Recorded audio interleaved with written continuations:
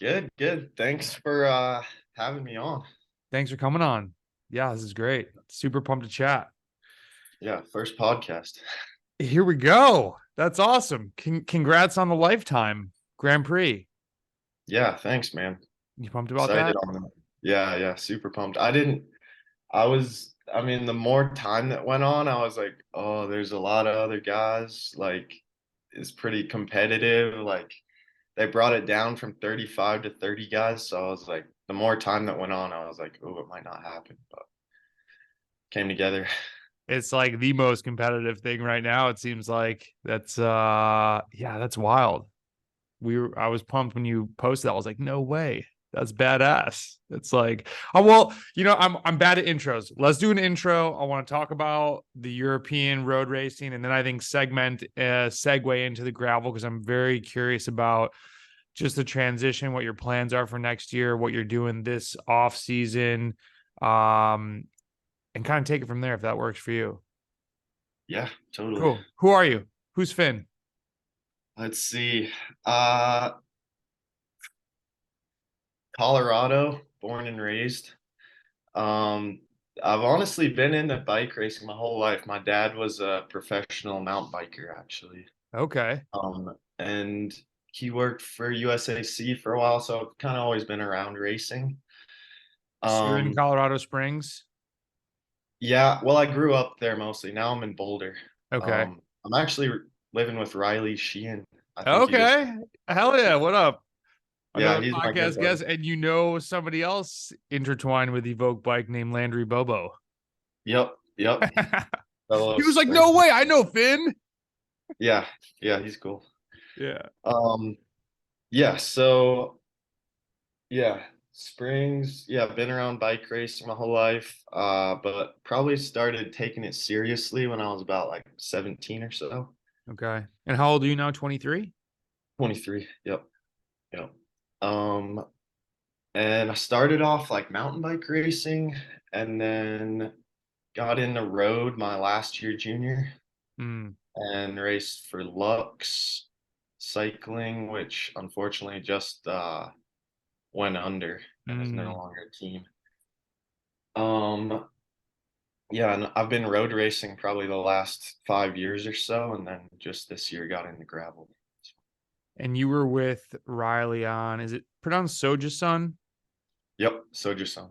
Yep, And so you guys were over there. Were you guys the only two Americans on that team? yep, yep. How'd you guys end up over there? Well, he was on Soju Sun in 2020, so he was over there for probably like a month or two, and then had to come home because of COVID.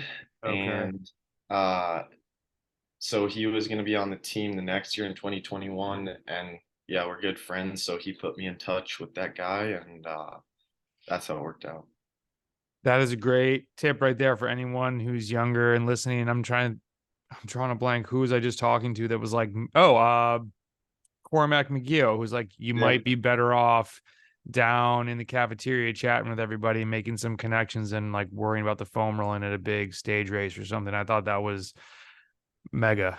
Like, I think that's it's great advice. really, yeah, I think it's really underplayed of what a handshake and a hey, what's up? I'm so and so. Maybe I'll see it. Like, it's such a small community, anyways. But like, just go make friends. Yeah. So, So you were over there. When you say you started taking cycling seriously, what does that mean to you? Like you actually thought about intervals, you just started riding more, you were like, I want to be good at this. What do you mean by that? uh, I'd say racing. I used to ride my bike a lot, Mm. uh, just kind of more for fun. But yeah, I got serious about racing, and I was like, oh, I want to be a pro cyclist kind of thing, and started training, had a coach, and yeah, Do you just still yeah, still doing have a coach? intervals.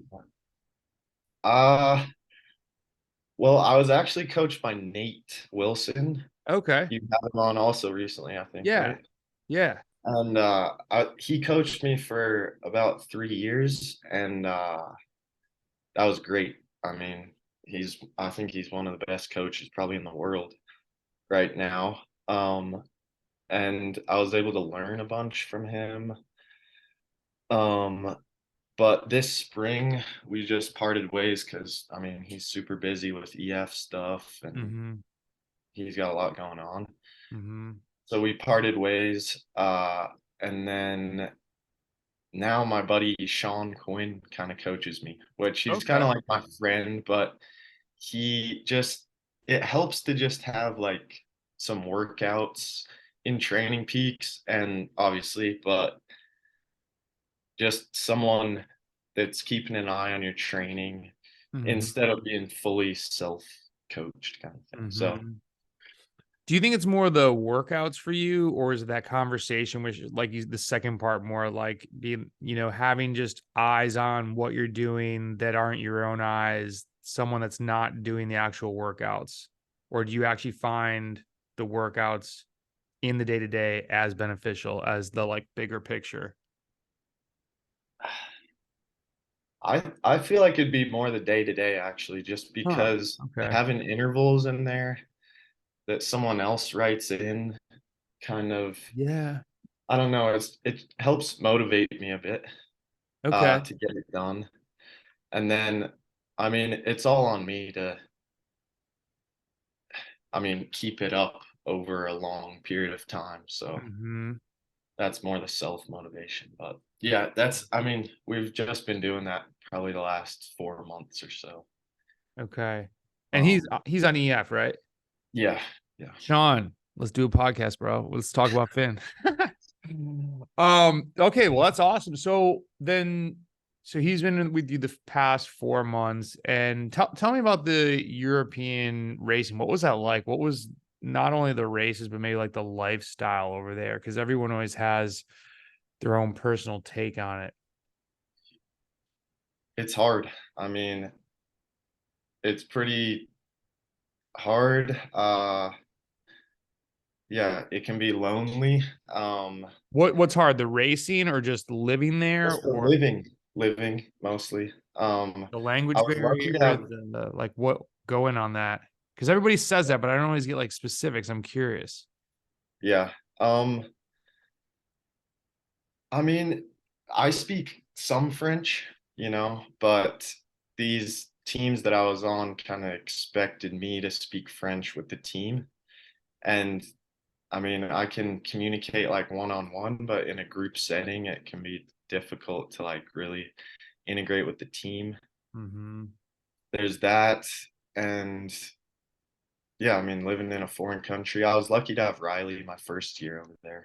Um, that helped a ton actually, having another American friend with me. But yeah, it can be lonely, but How do yeah, you deal with like, you know, what is that? I guess the foreign country and I had a friend Andrew that went over and raced in Europe in 2014 for like a continental French team. And the other guy that lived in Canada that went with him ended up kind of bailing very early in the season. It was like, this isn't for me, and went home. And so Andrew was in this super tiny town where no one spoke English actually. And so he's like, it was really hard for me to learn French. And then I got discouraged. And so I really didn't learn French. And that's what he said. He was on the team and he's like, I just lacked the connection with people. And he was there for 2 years, but we met up in Paris when I was living in Belgium. And Andrew's a strong dude, like personally and rider.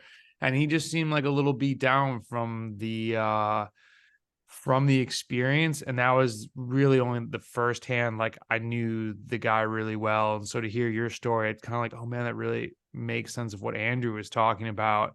And then, it's a team sport, but he felt like an outsider. And he's just like, we had the same kit, but like I didn't really get my chances. And it was, I don't know. It was a tough go. And I kind of hated to hear that because it's so hard to make it, that like when you're on that journey trying to climb the ladder and you're kind of just getting beat down from the people that you think would be hoping to like lift you up as well. It was a tough story to hear. But what do you think? yeah, How are you still in the sport then? Because that is, I mean, a lot of people pack their bags and go home. So you stay there for two. You were on a different team the next year though, right? yeah. It was. I say it was 3 years, but it was more like 2.5 because I was on a team this year actually. Um, but left Europe in May to come back.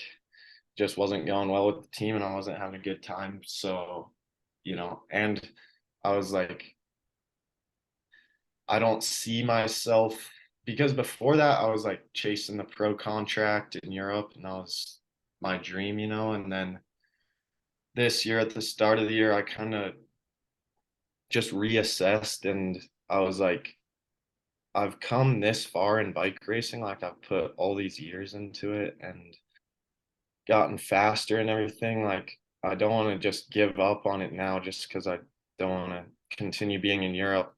Like, how can I make this work? And then I was like, oh, there's this gravel thing in the US and guys are making money.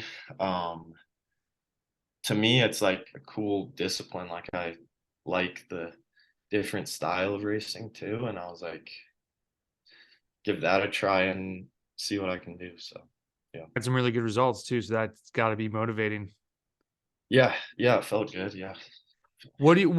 How do you see the two different styles of racing from, and actually I'd be curious, European road versus American road, and then like going from European road to American gravel?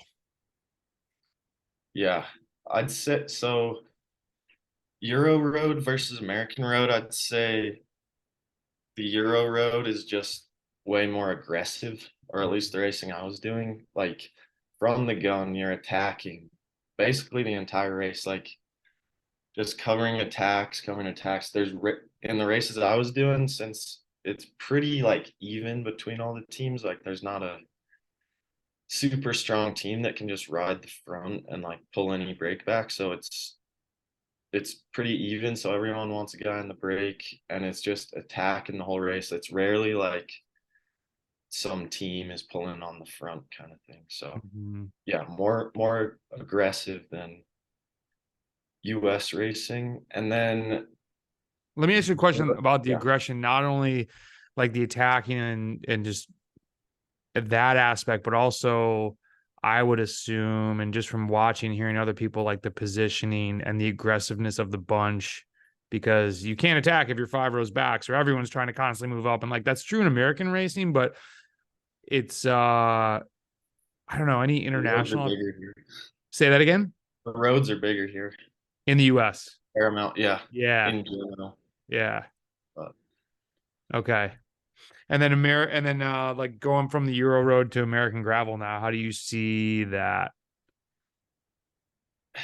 I notice with myself, I'm always like super stressed about positioning, like into a technical section or a climb and something like that. So I'm actually pretty good about that in the gravel. Like I'm always where I need to be generally when I need to be there. But I've come to realize like that's not as important because there's just not as many guys in the race. As I say, So way smaller field. It's like yeah, 25 guys maybe going for the win, maybe 30 at like a really big race, but definitely not 150 all equal. right. So now I feel like sometimes I was probably wasting a bit of energy doing that, even in these gravel races. But yeah, it's a lot different. It's way steadier of an Mhm. effort, You're not covering attacks. Guys attack, but it's more of like a minute acceleration on a climb rather than like a 15-second sprint away from the Do you feel groups. like that also plays in though, because since there's not really a team effort out there, there's not people counterattacking their teammate. It's like, everyone's going to follow Keegan, everyone's going to follow the top 5 guys. They're probably not all counterattacking each other. Do they have no teammates? So like it's just a totally different type. It is a little bit more like hard man style, whittle people down, whittle the group down. Like, is that accurate? Yeah, definitely. And it can become pretty negative racing as well because when there's guys like Keegan in the field, like yeah, attacking is not a smart move because then you're just like wasting a bunch of energy and you're probably going to be brought back. So yeah, it can become pretty negative, and then there's usually like in these races a kind of a deciding moment when the selection will go. And that's really what you have to keep an eye on is like when that group of 5 guys, 8 guys Mhm. goes off the front. Um, so yeah. Yeah. How do you see your, what was the bulk of your training like when you were in Europe? So I guess So back, that's when you were working with Nate. yeah. Yep. So you race every weekend there, pretty much. It's wild. So yeah, Saturday and Sunday or just one day? it depends. It can be there's not as many stage races and they're usually like 3 days. The one that I was doing. It depends. Usually like two days a week or two Saturday and Sunday. But yeah, you race every weekend, which makes training kind of tricky because you don't want to be tired for the race on the weekend, but you also need that volume to keep your Mhm. fitness high. So it actually, well, it can become kind of simple though too. Like you just do like a interval ride, say like Wednesday, and then something like a longer ride Thursday or something, and then the rest is easy. So yeah, 2 training days and then race on the weekend. Um, You but recovering it's one, or you recovering on Monday and Tuesday then, or just Monday and doing like an endurance ride on Tuesday? yeah, yeah, Monday. I mean, it would depend a lot. Uh, but usually like 2 hard training days a week and then race on the weekends. And were you just in France racing? So like was the travel not crazy far away, or did you have a lot of travel to deal with? Just in France. So yeah, that's the other crazy part about racing in France is like you can race every weekend and usually the races are within like 2, 3 hour drive. It's so amazing. Oh my God. Yeah, that's why those guys are so good, you know? Ah, it's so crazy. I just, the thought of that is incredible. Um, Yeah. so what hard interval days? What are you mostly doing? Was there, when you say the training got simple from a scheduling standpoint, were you kind of getting used to what Nate would give you, or is it changing around a lot, or is it like a VO2 max workout or threshold stuff, or what kind of do you remember doing the most of? Yeah, Nate would give me a lot of the same intervals a lot of the time, which I kind of appreciated because that way, you know, you're not having to think about your training as much and you can kind of gauge your fitness based on how those intervals went if you did them the last week also. Um, Mhm. so he'd usually give me a lot of like on off stuff, so like 30/30s or I'd do like 20/40s even a lot. So 20 hard or 40 hard? 20 hard, Okay. I 40 was like, easy. So otherwise it's you're just sick. Yeah. yeah. Well, then it's just super high power. So yeah, 20/40s a lot and then How many of those you do? I know this is a 20 super granular question, but if you had 20/40s, are you doing like 3 sets of something or one long set? Three. 3 sets of like 8 minutes usually. Like Okay. you could do that on a 4 hour ride and just do 3 sets of 8 minutes, So 24. four efforts, rest, four efforts. Yeah. Okay. Yeah. So that's kind of simple, but it'd mainly be on offs and tempo intervals because the on offs are just to, raise that real high VO2, like 600-watt power. Um, and then the tempos would be just for like that sustained power because you're not getting that in the racing. So Mhm. you'd need to get some sort of sustained power um, during the week, and that's what the tempos were for. So yeah, You on do off. really long ones or a bunch of shorter tempo intervals, or how is that laid out? Usually like yeah, 20 minute efforts, a couple of those in a ride. Cool. And then what are you thinking about? How has that, does do you follow a similar pattern with Sean as you're doing more gravel this past year, or does he do things differently?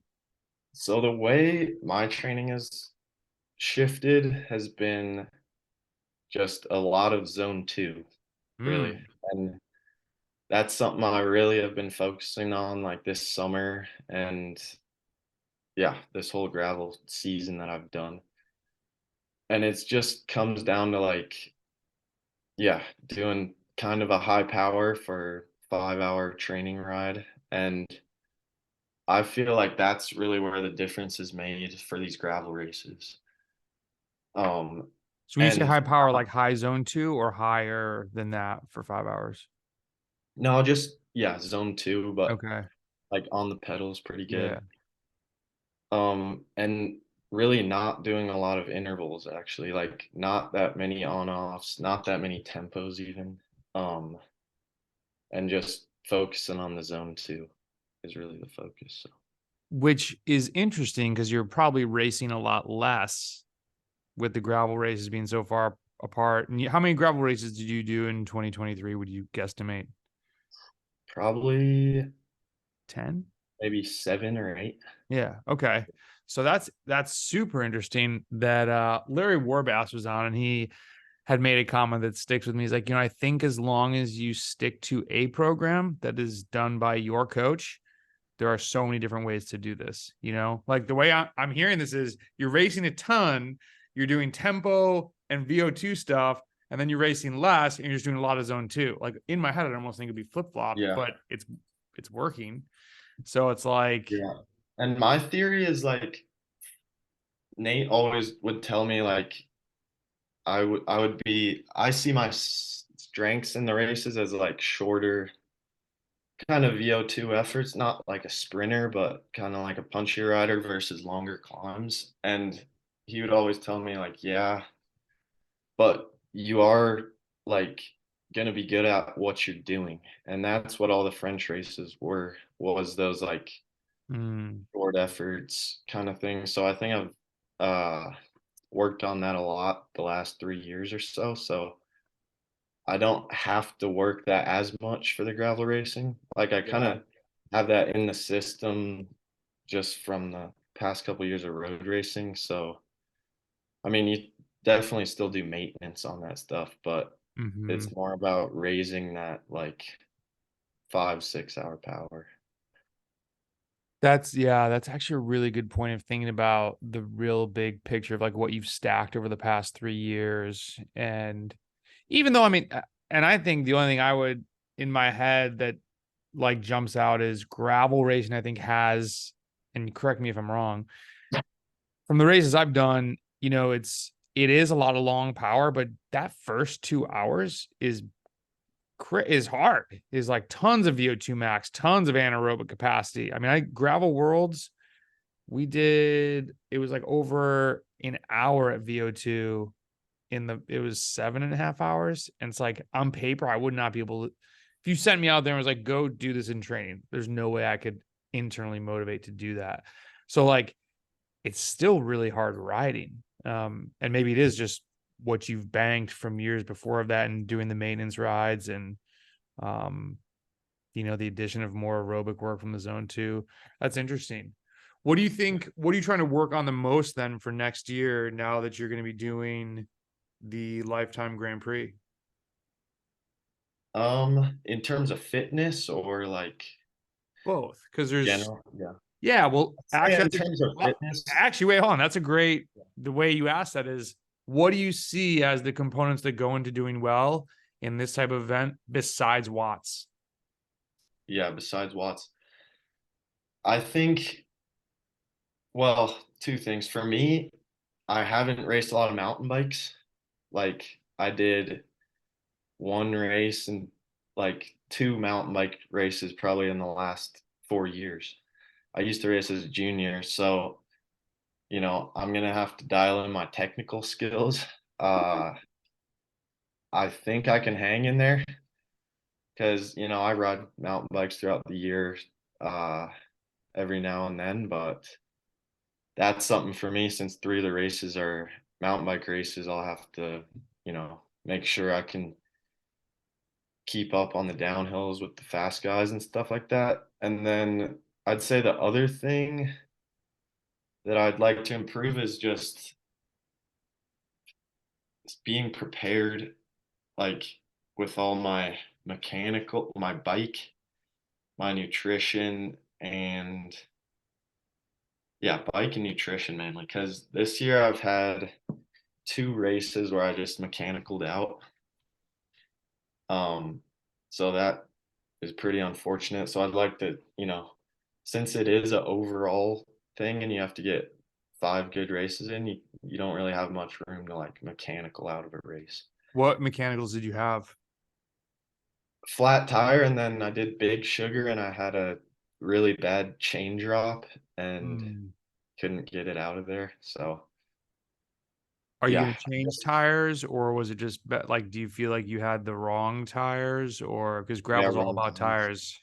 Yeah, it's huge. I mean, yeah, so making sure I have the right tires, my bike's a bit more dialed in. Um, those are things I want to improve next year. Like, what about the bike have you changed or are going to change to make it more dialed?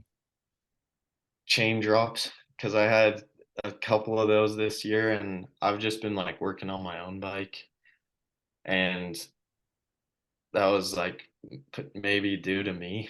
I love it. But That's amazing. anyway, I just don't want to have those issues next year, Uh, And those when you're traveling to events and everything, you can't have those issues. it took me let's say 13 years to learn the lesson that if I take my bike to the bike shop and just say, make this pretty, and they do all their things that they do, I'm like, oh, and we noticed this and this, and then they give it back. It's way better than when I do it. Yeah. And they find things that I have no idea how to maintain. And yeah, so that has been the biggest treat that I've given myself, I think probably past 2 or 3 years. And they just catch things before it becomes catastrophic. And that has been worth every penny. That shout out to Rhodey's bike in Blowing Rock. And I got a couple dudes down here in Florida, Christian and Victor, that are just incredible. So yeah, I think that's a smart move. It's going to be worth, and it'll probably save you a ton of time and stress. And so, what about the nutrition? What have you? Let's actually do a throwback. What were you doing in Europe for nutrition? Nutrition, the races were not that long actually, so they'd be max probably 4 hours. Okay. I'd usually just and I still just run pretty much all gels. Start with pretty much all the gels I need. And then these French races would you generally be like finishing circuits so you can get all the water you need. Hmm. That was pretty simple. Like I didn't feel like I was bonking that much. The races were a bit shorter, but these gravel races are a different story because a lot of them it's like kind of a dehydration game Yeah. because Are we stopping at the rest stop? That's what it yeah, right. seems like. That's the hottest topic still. Um, So you got the, I mean, dehydration. Do you feel like you can carry enough in 2 mega bottles and the pack, and people stop probably once, I would guess, at the big races, or no? Yeah, sometimes like Steamboat, I did Steamboat and like Keegan made this post on Instagram the morning before. He's like, I'm not stopping.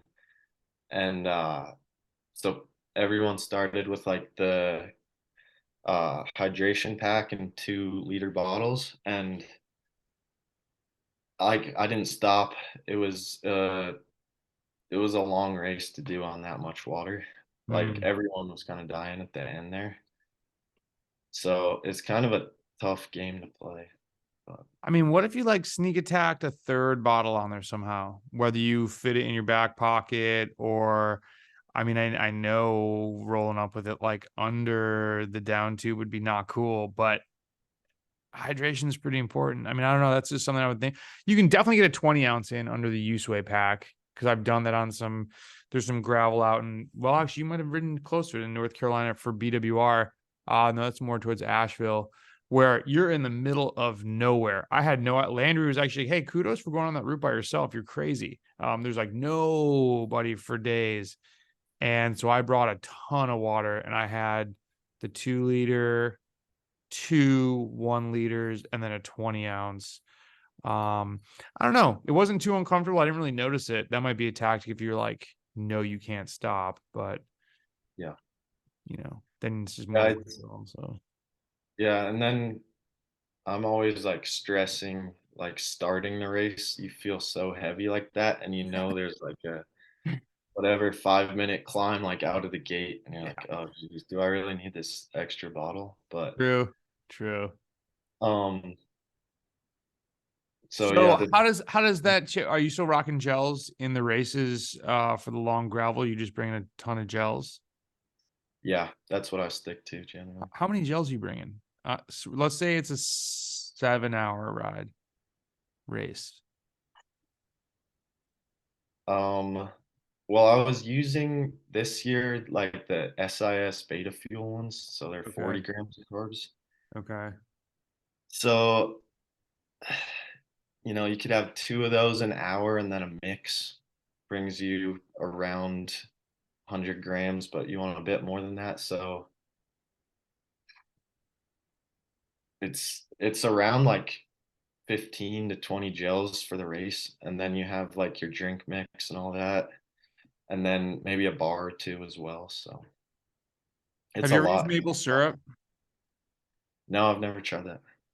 The flask, man, you can get 380 grams of syrup, which is like 340 grams of carbs in this like little. You could fit two easily in a pocket, but I just rock one in there. I mean, it is super concentrated. Just the size is that's the only thing with gravel. It's like you got so much crap in your pockets. It's worth checking out. Yeah, I'll have to check that out. So what's training wise do you go through? Do you lift at all? I wasn't last year, but I have in the past uh done some gym, nothing crazy, but I think I'm gonna try and do that this year. I mean, you're staying Um, with Riley. The he's lifting, isn't he? yeah, yeah, sometimes. Um, I think of him because he's like, yo, I'm not the squat rack, bro. And I'm always like, screw this, forget squats. Riley's not doing squats. We're not doing that. I'm pretty yeah, sure that guy has changed a lot of people's lifting. If they listen to the podcast, it was pretty awesome. yeah, yeah. He does like the quick gym sessions, just a couple things, but yeah, I'm think I'm gonna start up a program for this winter.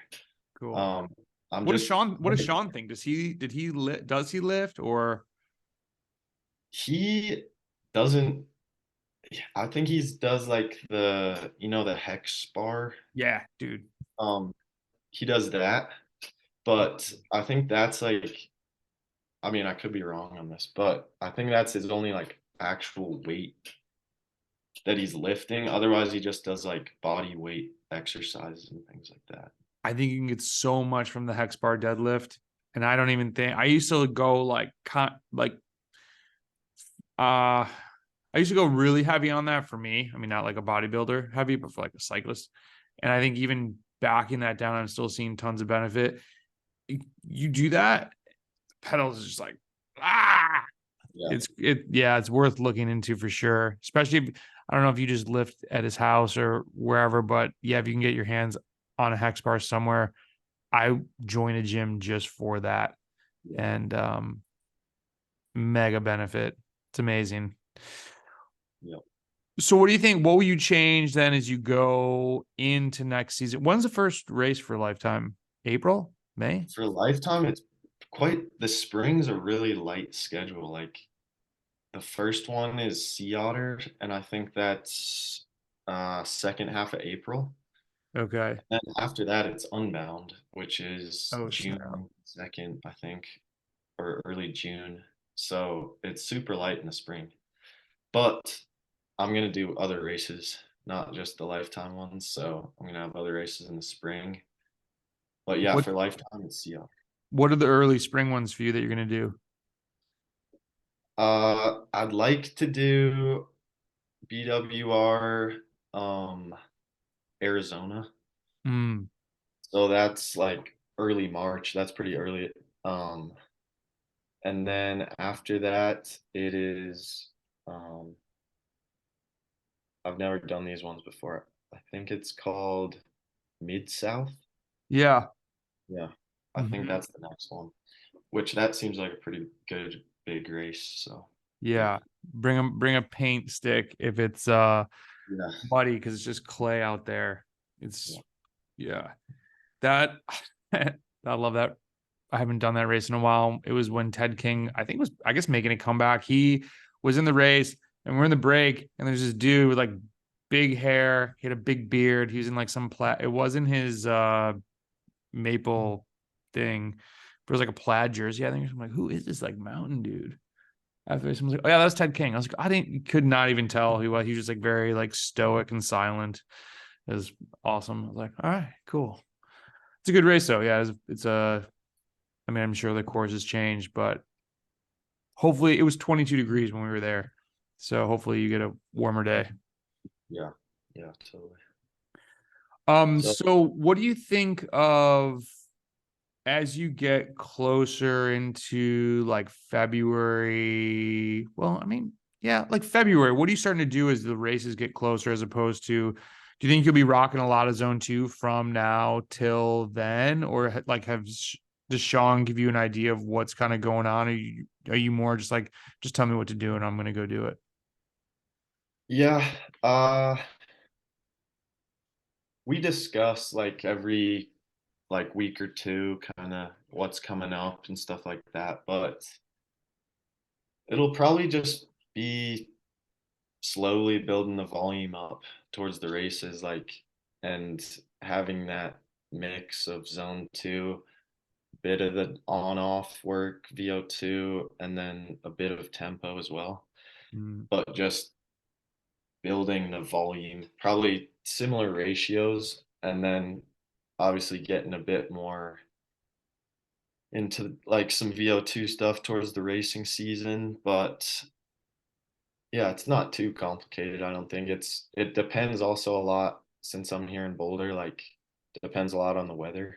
Like mm, one week, you know, it's still cold, but like if the sun's out, you can ride and it's fine. But then another week we'll get a snowstorm and you can't ride outside for 4 or 5 days. So I mm. kind of have to, look at Sean's training and kind of adjust that to what is possible. But yeah, after a couple years of that, I feel like I have a good idea of how I should rearrange stuff. So When you talk about building the volume, how much do you ride now as opposed to how much would you ride in like February? now I'd say like say December, I'll probably be doing, you know, 15 to 20 hour weeks. And then February, like I'll try to stack in some like 25 to 30 hour weeks. Um, Probably nothing above 30 that much. I know like some of the other gravel guys like Keegan do those crazy weeks. And I actually want to like experiment with trying to do some of that maybe during the season or something. But yeah, for now, like probably 15 to 20 hour weeks, and then it'll build into 20 to 25. Mm.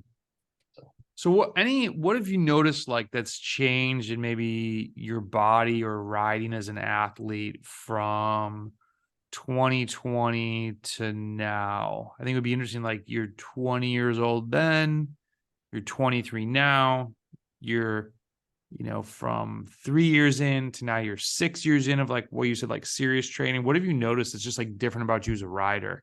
Maybe not like physical looks, but just I can do this better. I can do this. Or like I look back and I'm like, whoa, I thought I was good at this. And I was actually sucked at that compared to now. Does anything come to mind? I'd say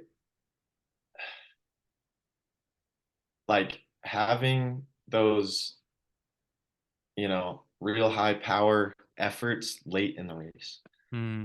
Like you have your physical like capabilities or whatever, and sometimes that won't change too much as you progress and get older. But I think what you can develop is how much power you have at the end of the race, and that's really what matters. And that's, the important part. And I feel like I've gotten better at that. Um, yeah, since when I was younger. It's a really good point. I mean, I think it's so easy to get caught up in make my FTP better, make my 5 minute power better, make, you know, people can recite their entire watts per kg chart from 0 seconds to 4 hours, but they have no idea what they can do after 2,500 kjs. It's like, well, I don't really know. It's like, well, from the races. So it's good that you're seeing that. I mean, that's going to definitely be a huge piece of these races you kind of talked about before. There's going to be that decisive move. Um, do you, and that's actually, how does that at the very pointy end, I'm sure there's particular courses with like climbs, but I would assume a guy like Keegan or whoever some of the other top guys are, they're not just like waiting for this last climb or for, there's going to be certain situations where just like a crosswind hits or, what do you think's helped you develop that sense of like being in the right place to try and, you've had some really good results to just that like racing knack? Like, is there something that's come natural to you over the years and like, or is there something that you've like, have you Yeah, watched somebody or, what's kind of helped you with that? I'd say in the race, I'm like watching the favorite guys a lot, which I mean, everyone's doing that, but I'm also not afraid to like push someone off and get on their wheel or anything like that. Like, I'm not going to sit back in 20th place when I think like Keegan's about to attack or something. I'm going to ride up and get on his wheel for when that happens. But yeah, it's just, I guess, race savvy. Like, you learn that over the years, and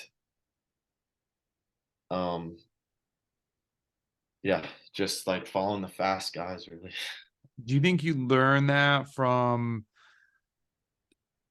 how do I say this? Like you were third at BWR, I want to say in North Carolina, and like sixth in U23 road nats, if I have that correct. Like Yeah. those results are killer.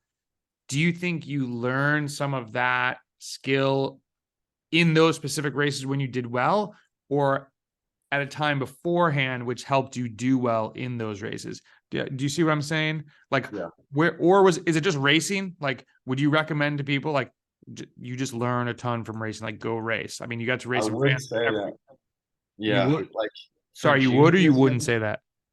I would say race as much as you can. That's Okay. the biggest factor if you're a junior or anything. I'd say that's the biggest factor in, you know, getting improving as a racer.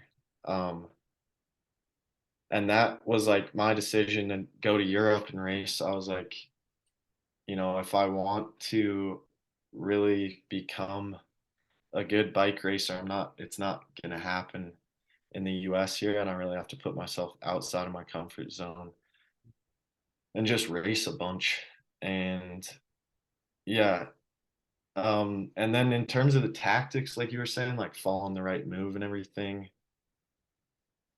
it's tough to like say specifically like what that's due to, but yeah, in those French races, like you're following attacks every 3 minutes of like looking which guys on which team, like who's on the strong team. If they're going, you follow them.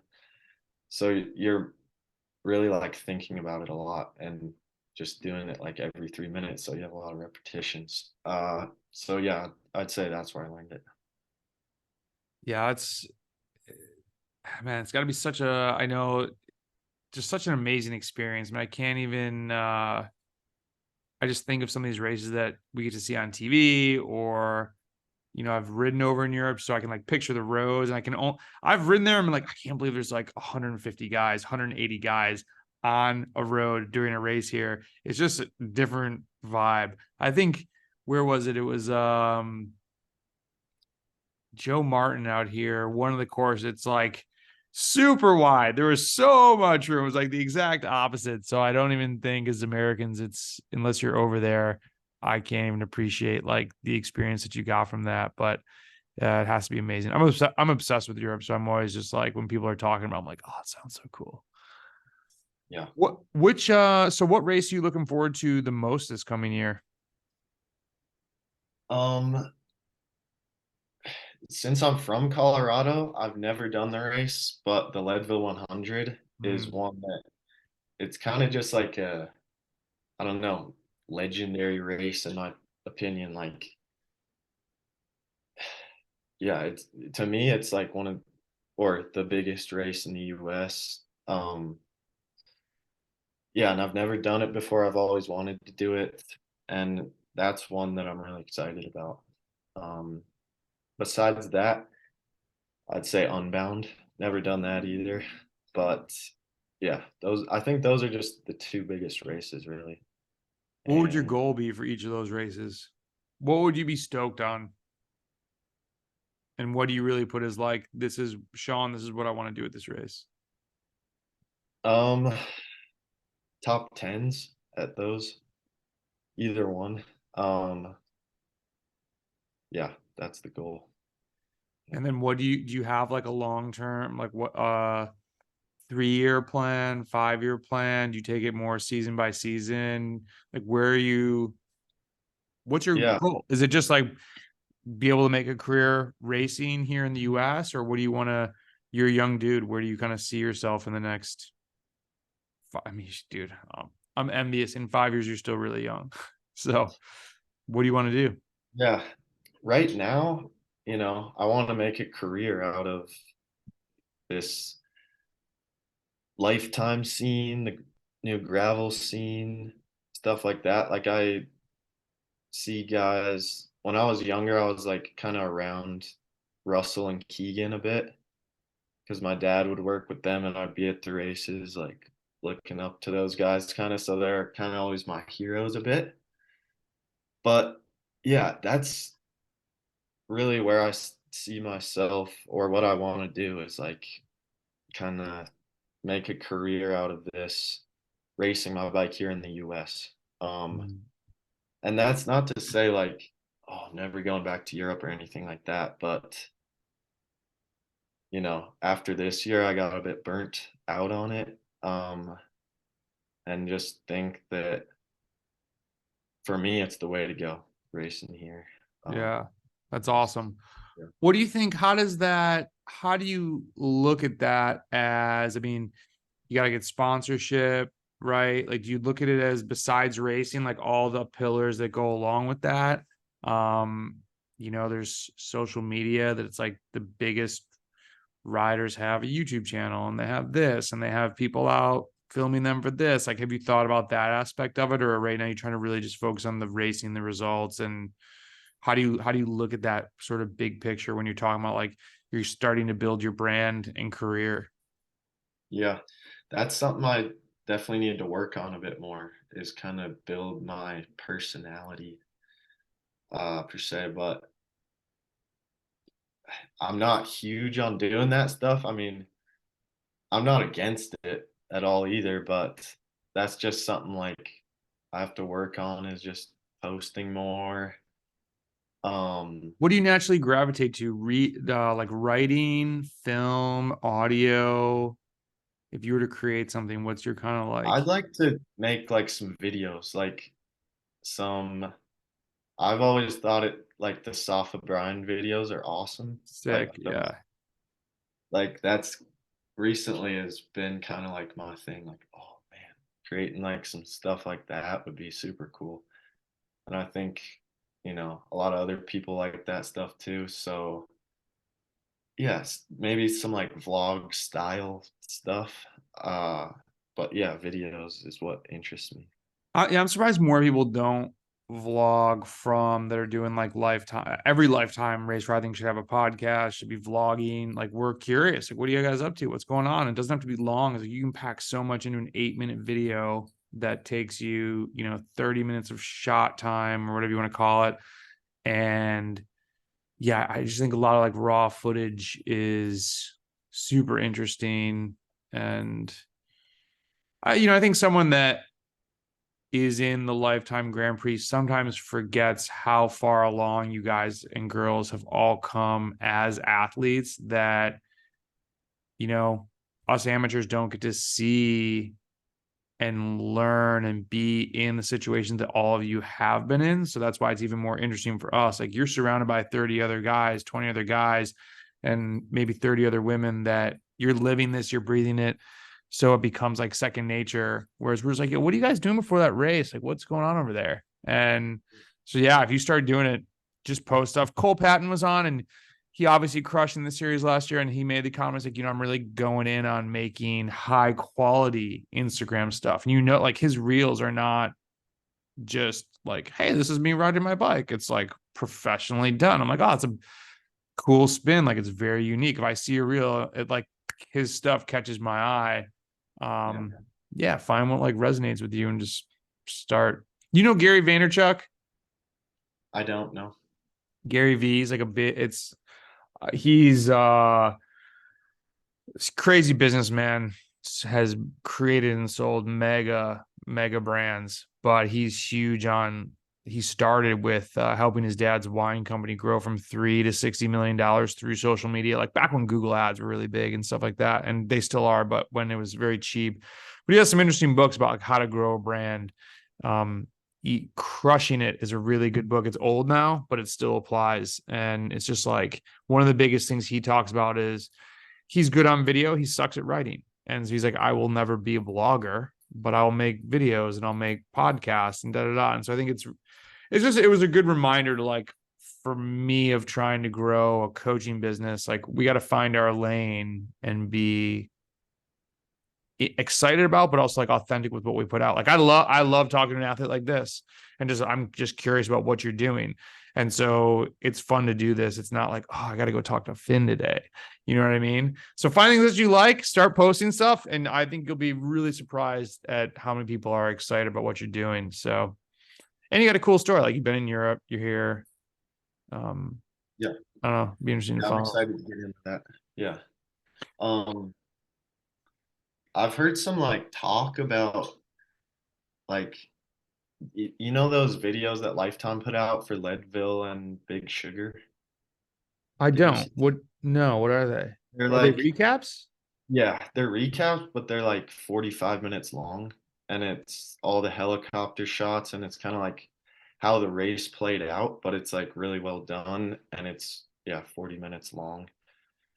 So it's pretty in detail, with like some commentary and stuff like that. But I thought like those were really cool and gave like a better story of how the race went down.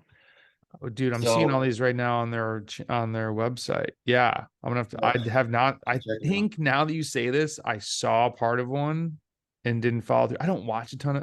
If I get on YouTube, it's like a black hole, so I try not to. But yeah, this is okay. So, what interests you about those? Well, they did them for those two races last year, but I heard some like people talking about maybe they'll do them for all the races, which I think would be awesome, but They did them for all of them last year.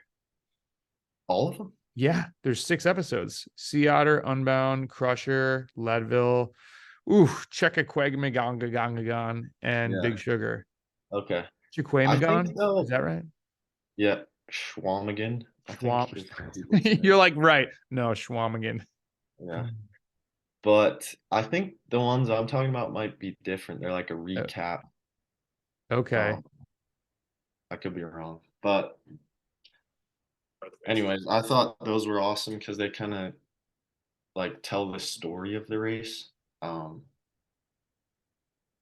I'm pretty Yeah. sure it was just for the two races, but Maybe I don't know. uh, but yeah, they just tell the story, and that's something like with the Lifetime. They give like the Instagram like story updates for the race, Mm-hmm.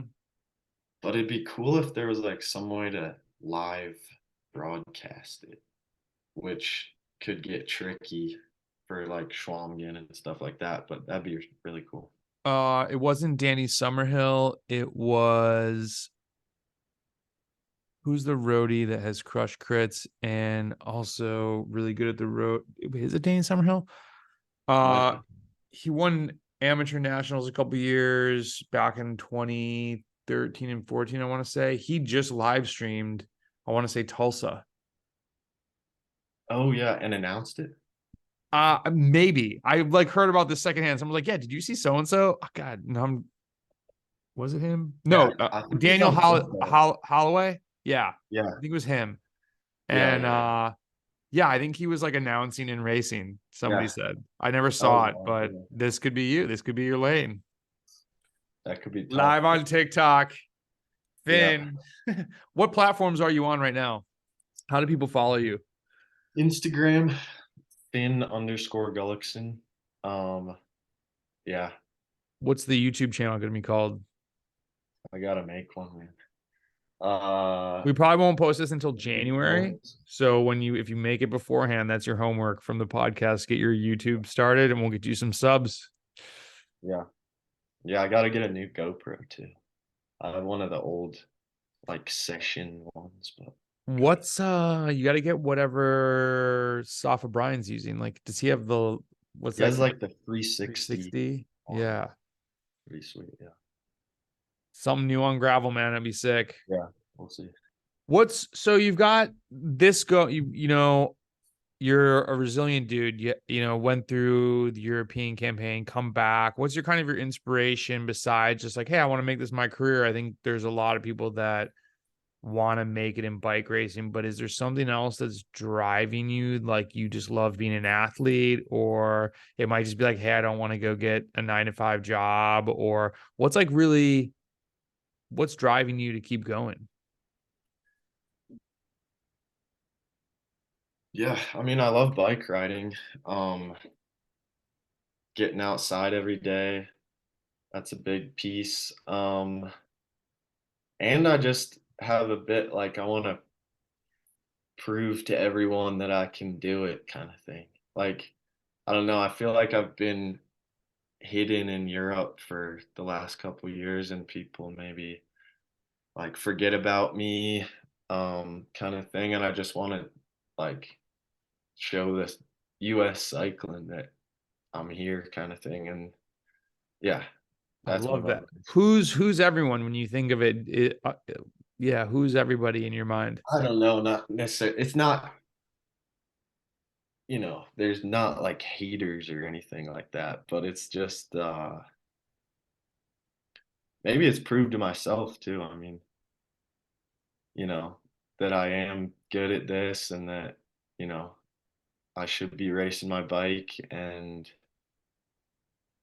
yeah, that kind of thing. So, I love that. No, I think it's good. I'm just always curious because I think in this day and age, the ability to make a good career off something like riding a bicycle, there's no better time in history to do that. And there's so like what you're talking about, make the entertainment through the social channels. You can educate, inspire, motivate people.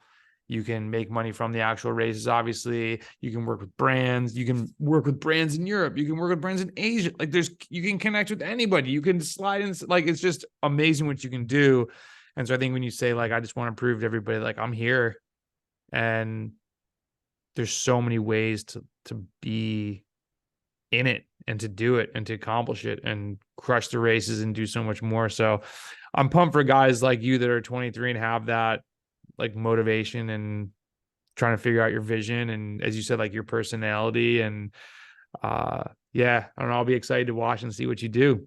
So yeah, appreciate it, man. Are you going to be out at any gravel races this year? uh probably none of those. Okay. People always are like, you need to do um I was gonna say Lifetime. They're like, you need to do Leadville. It's like the roadies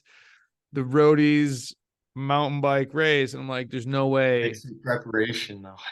Okay, yeah. So I don't do well at altitude. I did well to Ecuador, where you go up to 11,000 feet. Now we did have some gnarly rain that got I was not expect. We started, it was like 75 degrees Fahrenheit. And oh man, we ended up, my friend Matt, who's a hard ass dude, got on a bus, and Matt, shout out to you. I rode like 3 more miles just because, like, if Matt's getting in the bus, I'm just gonna stay out here a little bit longer and make me feel good about myself. Like, I couldn't hold the bars, and it wasn't even like 32, but it was just really cold. But anyways, we went up to 11,000 feet. Raleigh Weaver, who was on the podcast, was there. He was handing out Cokes, and he was like, "I saw you guys come over the top, and I've seen you guys race enough. Like, you guys looked so bad." And then he's like, he's like, it was terrible to Yeah. watch. And then it was, 20 miles on the road, we got on the bus, and luckily didn't get hypothermia. But I say all of that in altitude, I don't do well at. I could do, like, we had Masters Nats in Albuquerque where you go up to 7,000 feet, and I live at 4,000. Not a problem. Yeah. 11's just, no. I would maybe be at Gravel Worlds. The thing is, now I'm in North Carolina. I used to live in Memphis. And so when I started going out there, I was much closer. Now it's more like a 2-day drive, and um probably not. Okay. So, and then the other thing is now, like, North Carolina BWR, what you said about the downhills in mountain biking, I will get dropped on downhills by, like, that's home race for Dylan Johnson and, Yeah. other Kerry Werner's there. I will be minutes behind. So John Borselman, who you might know from the gravel Yeah. scene, was like, you need to get a mountain bike and just go rail on a mountain bike. And I don't know if I'm committed to that. And now we all joke because I kind of got back into I crits. need to do the same thing, man. Get the mountain bike skills dialed in. It's crazy. There's a race called Funk Bottoms in Ohio that I did with a friend Bodo, and it is 18,000 feet of climbing, 130 miles. It was like 8 hours. It was a little under 8 hours.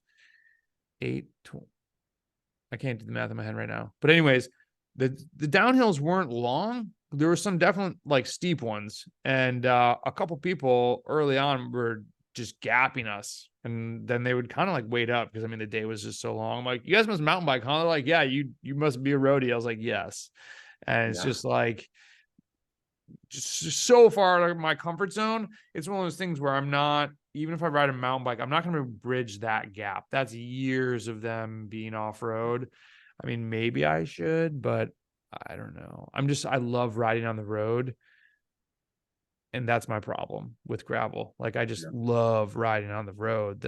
Even though I live now near great gravel, I would much rather ride on the road. So, it's like the athlete that wants to do well in one race, and they, like, always are going and doing the other stuff. Like Nate told you, you're going to be good at what you do.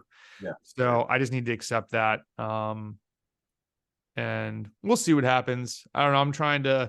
I think my biggest thing right now for racing is I've lived in a bunch of different places and kind of moved around the past few years that I lived in Tennessee for a few years, and I'm like, oh, I got to go do this race. And I'm like, I don't live in Tennessee anymore. Like, I need to focus on the races that are local to me. Yeah. And I'm down in Florida, and it's like, I'm always thinking about going to other places. I need to do what's here also. So will we cross paths? I don't know. I would love to cross paths in Europe. I want to, like, Yeah. go do Yeah, man. something over there. I haven't seen, but is, like, gravel worlds next year? It's probably in Europe again, but See, that's now it something gets I'd love to confusing. The do. real gravel worlds. Yeah, I don't know where that is going to be. When I say gravel worlds, I mean the one in Iowa. Okay. Yeah. Do you know that one? Yeah. Yeah. Yeah. Good race. Yeah. Go Long one. crush that. Yeah. Yeah, I need some redemption. John and Eric Marcotte, there's like a little town you go through at like mile 120. They attacked through the town, and, like, smart move. I was with 2 guys from CCB. One you might know, he's a little bit older. Everyone who's listening to the podcast is like screaming his name. He's a big time trialist. Him and this other young kid, and Tristan Ewell he's a mountain biker, giant factory team. Anyways, Okay. I was sure that CCB would cover the move. They had 2 guys. I hesitated. They rode away. And then That Tristan, was the one that was really muddy in the beginning, right? Or this was was it like different? 4 years ago. but that was Okay. super muddy this year. Yeah. I was actually glad I was not there. I don't like mud. I don't, I don't like off road. I don't like getting dirty. I don't like all the crap in the bike. Like when I saw Unbound the other year, I was like, whoo, dodge that bullet. Because people are trying to get me to do that. I like doing long rides, but I don't, Yeah. I'm just getting old and cranky. So, you know, Yeah. anyways, do we, what are some parting words for the newer cyclist who, no, not the younger cyclist. I mean to say that's trying to make it because and that's a very like, who knows what does make it mean? Um, you've had some interesting experience going abroad, coming back, doing road, doing gravel. At 23, what do you say maybe to the 17-year-old you when you started taking it seriously? What's a good tip to yourself that Yeah. would just help you embrace that learning Yeah. experience? I'd say three things. Uh, Connections, like Cormac said, making good connections, talking with people, making friends, racing as much as possible. So whether it's a local race and you feel like you're too fast for the local race, still go out and do it, get that experience in. And then the third thing would just be consistency. So like whether that's in training or like your routine, like off the bike, or having consistency throughout the year uh is massive. So yeah, those would be my 3 points of advice. Do you have an off the bike routine that you follow? Not I thought for sure you were but, gonna have one because you're like off the bike I'd routine, say bro. Stay consistent with it. I'd say like morning routine is good. Like, having a good breakfast, trying to ride at a similar time Mm, every day kind of thing. But more like consistency and training, like not mm, like say you string together, 3 good weeks and then you're like, oh, I'm flying right now. And then like really having like a for 2 weeks, like that can just, chop everything you've been working mm. on. And then so if you're really consistent with it, you can just build and build and build and build and build. So yeah. Dude, I think it's so underrated of even obviously we're coming into like a base season for most North American cyclists and we're looking forward to 2024. But I always keep telling myself, people are like, why you always train? I'm like, dude, I'm training for when I'm 45 plus. I'm training for when I'm 50 plus. I'm 42. No, I'm 41. I'm going to be 42. So for context, for someone who maybe hasn't heard the podcast before, I started riding at 26. I just set an 8-minute PR this past summer. I was going for a KOM, so I had external motivation. It was like one of those days I started. I was like, oh, dude, I'm taking this dude down. It's this really fast guy. And like, but everyone's like, oh, your best year, you're not going to, at 35, it's all downhill from there. And I think that's total crazy nonsense because training techniques get better. I didn't start riding until I was 26. Like my training age now is what, like 14, 15 years old. And like, I say all that as motivation for people to keep stacking workouts. There are so many people that are 3 years in, they're like, I'm at where I'm at. I'm like, you've just started, dude. Like, you literally did 5,000 miles for the first time ever. You're just beginning. And I Yeah. know a lot of people don't like that because we want everything right now. But that to me was motivating. Like, when I was 27 and a guy was like, your best years are me when you're 35, no doubt. And I was like, 8 years away. He's like, dude, you are dog doo doo now. Like you're gonna look back and be blown away if you stay with it. And I love that. Like I feel like sometimes, and I'm definitely like meant like I don't know what it is, like personally sensitive to like saying so because I feel like I'm getting like the old man thing. But I had these older mentors in my club that were just like, dude, just keep grinding, just keep going, shut up, just keep going, keep stacking this year, go next year, go back. And that's what it is. That's what endurance sports is. And it's such a cool journey as long as we can find the fun and the goal and like keep chasing those things and understand why we're doing it. I think it's like just I'm so fortunate to have found endurance sports because in the US it's not a big thing. I mean, yeah, there's track and field and whatever, but I don't know. I grew up playing basketball, volleyball, soccer, baseball, like, Yeah.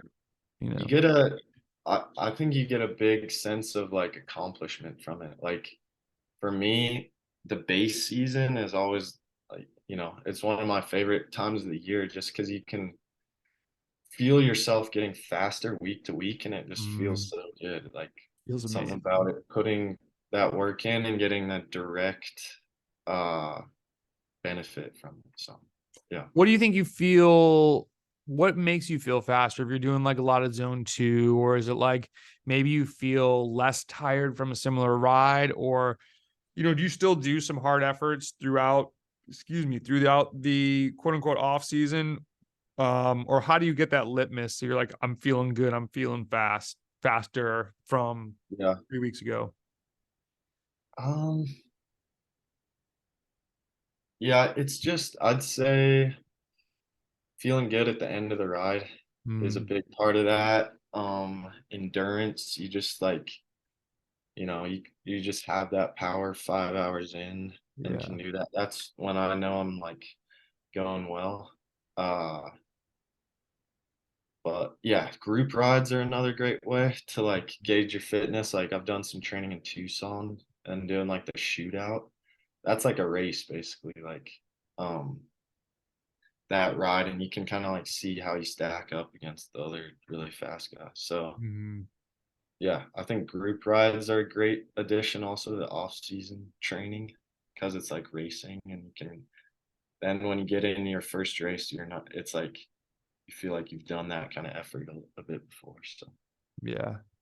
I think you made a really good point about the local race thing about going to different levels of races. And I think it was Stephen Bass that was talking about this. And there was a guy, like a business mentor, that had made a comment of like, hey, always try and be reaching up and talk to the CEOs, people in the C suite, like people way above you, talk to your peers a third of the time. And then don't forget to reach down to the people that just came out of college and don't know what's going on and help them.